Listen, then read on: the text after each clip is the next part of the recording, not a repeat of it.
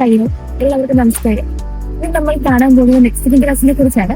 Mixing grass എന്താണ്, നമ്മളത് എങ്ങനെയാണ് ചെയ്യുന്നത്, അതിനുണ്ടാകുന്ന പ്രശ്നങ്ങൾ എന്തൊക്കെയാണ്, അങ്ങനെയുള്ള കാര്യങ്ങളൊക്കെ നമുക്ക് കാണാം. ഇത് ബഫല്ലോ ഗ്രാസ്, ടേൽ ഗ്രാസ് പോലെയല്ല, നല്ലൊരു ഔട്ട്ലുക്കാണ് കിട്ടുന്നത്.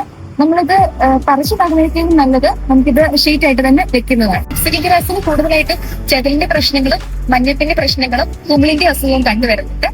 ഇത് നമുക്ക് എല്ലാ മന്ത്ലി ഒരു മെയിൻ്റനൻസ് കൊടുക്കുകയാണെങ്കിൽ നമുക്ക് നല്ല സക്സസ് ആയിട്ട് നിർത്താൻ പറ്റും. നമുക്ക് വർക്കിനായിട്ട് സൈറ്റ് കിട്ടിക്കഴിഞ്ഞപ്പോഴുള്ള അവസ്ഥ ഇങ്ങനെയായിരുന്നു. നമ്മളിവിടെ മണ്ണൊക്കെ ഫോം ചെയ്ത് ഈ ഗ്രാസ് ടൈലിടുന്നത് പോലെ അടുപ്പിച്ച് ടർഫ് ചെയ്ത് വെച്ചു. ഇവിടെ മെയിൻ്റെനൻസിന് കാണിക്കുന്നത് നമ്മുടെ തന്നെ വേറൊരു സൈറ്റിലെ മെയിൻ്റെനൻസ് ആണ് കാണിക്കുന്നത്. നമ്മളിവിടെ മെയിൻ്റെനൻസിനായിട്ട് ചെയ്യുന്ന കാര്യങ്ങൾ കള പറിച്ചതിന് ശേഷം ലോൺ മോർ കൊണ്ട് ജസ്റ്റ് ട്രിം ചെയ്ത് വിട്ടു. അതിനുശേഷം ചെതലിനും കൊമൽ രോഗത്തിനും എന്തെങ്കിലും ഫംഗസ് ഡിസീസിനൊക്കെ ആവശ്യമായിട്ടുള്ള വളങ്ങളൊക്കെ അപ്ലൈ ചെയ്ത് വിടുന്നുണ്ട്. നമ്മൾ 3 മാസം കൂടുമ്പോൾ ഇങ്ങനെ കറക്റ്റായിട്ട് മെയിൻറ്റെയിൻ ചെയ്ത് കൊടുക്കുകയാണെങ്കിൽ നമുക്ക് നല്ല രീതിയിൽ തന്നെ ഈ ലോൺ സംരക്ഷിച്ച് കൊണ്ടുപോകാൻ പറ്റും.